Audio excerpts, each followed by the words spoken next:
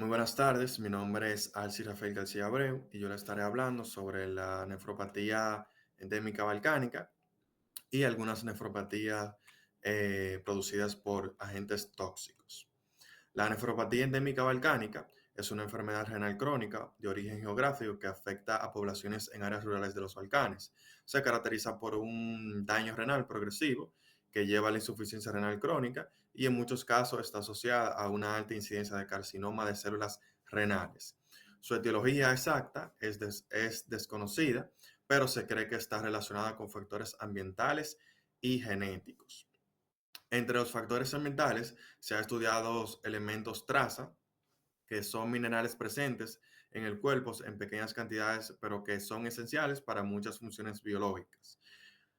Su exceso o deficiencia puede causar problemas de salud, como para poner ejemplo, tenemos el plomo, tenemos el cadmio, tenemos el selenio y tenemos el silicio. También otros factores ambientales como virus, toxinas producidas por plantas, como el ácido aristolóquico, producidas por hongos, la ocratocina A, y también tenemos hidrocarburos aromáticos, metales pesados, entre otros. La ocratocina A es una micotoxina que induce daño oxidativo al ADN y produce nefrotoxicidad. En modelos experimentales se han encontrado niveles más altos de este producto en sangre y orina de los enfermos con nefropatía de los Balcanes. El ácido aristolóquico es un alcaloide mutagénico y nefrotóxico encontrado en la planta Aristolochia clematitis y se ha puesto en relación tanto con la nefropatía de los Balcanes como la nefropatía por hierbas chinas. La teoría de los factores genéticos se funda en casos familiares, teniendo hipótesis con un tipo de herencia poligenética.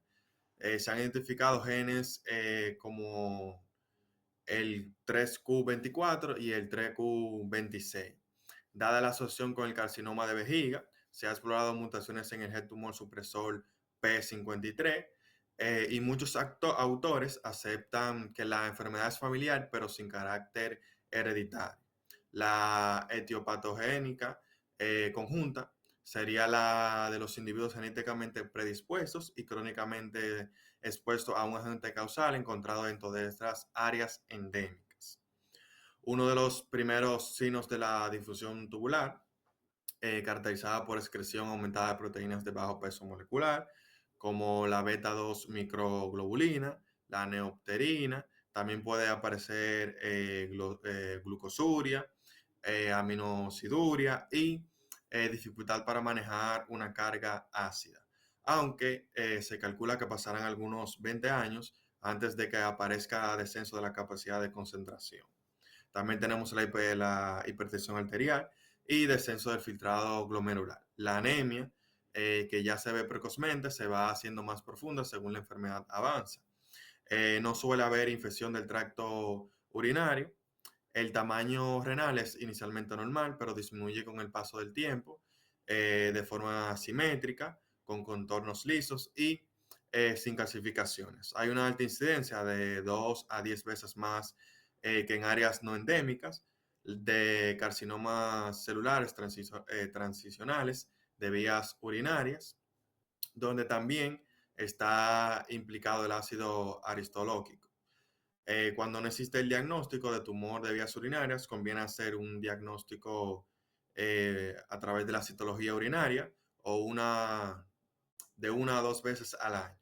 El diagnóstico es fácil si se piensa en la enfermedad, dada la lenta evolución de la misma, el vivir en una zona concreta y la presencia de tumores en vías urinarias.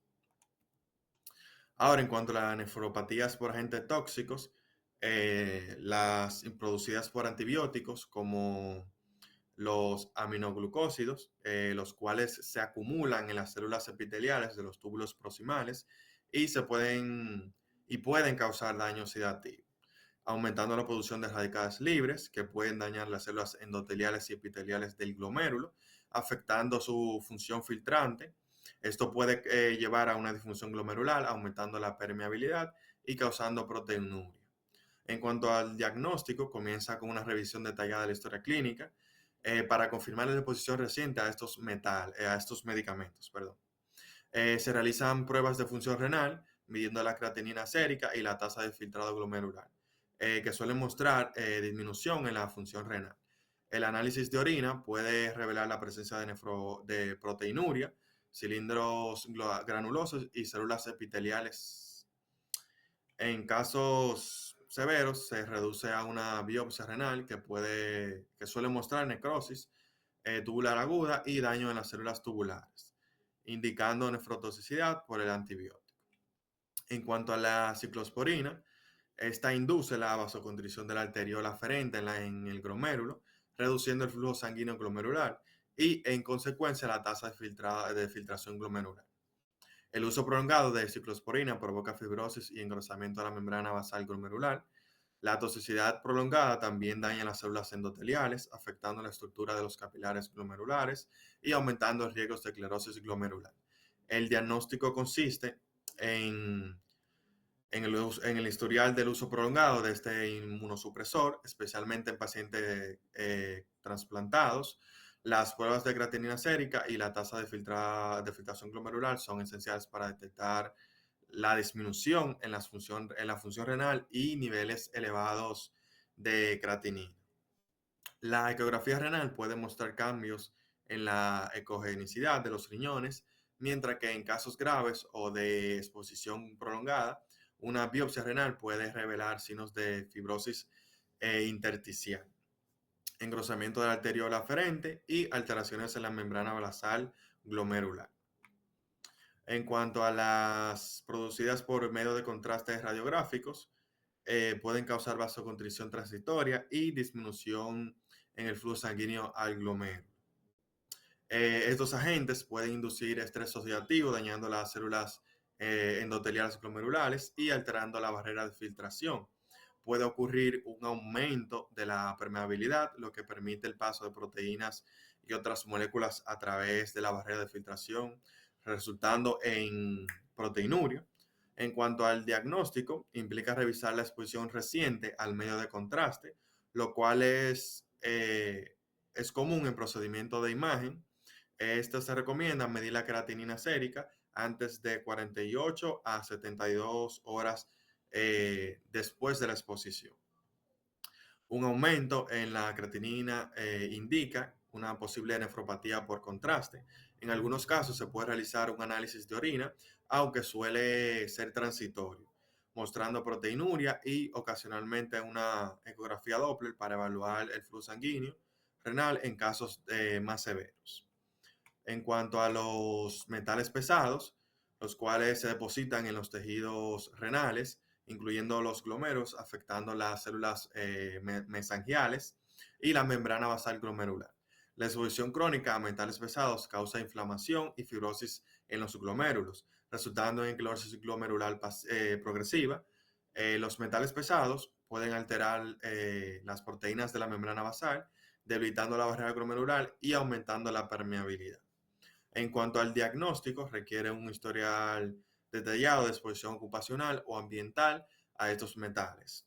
Se miden los niveles de esos metales en sangre y orina para confirmar la exposición, además de realizar pruebas de función renal, observando especialmente la creatinina y la tasa de filtrado glomerular para evaluar el daño. El análisis de orina puede revelar proteinuria, microhematuria y cilindros celulares. En casos graves o de diagnóstico complejo, una biopsia renal puede mostrar depósitos de metales y fibrosis intersticial, que estos son característicos de esta forma de nefropatía. Hasta aquí mi parte.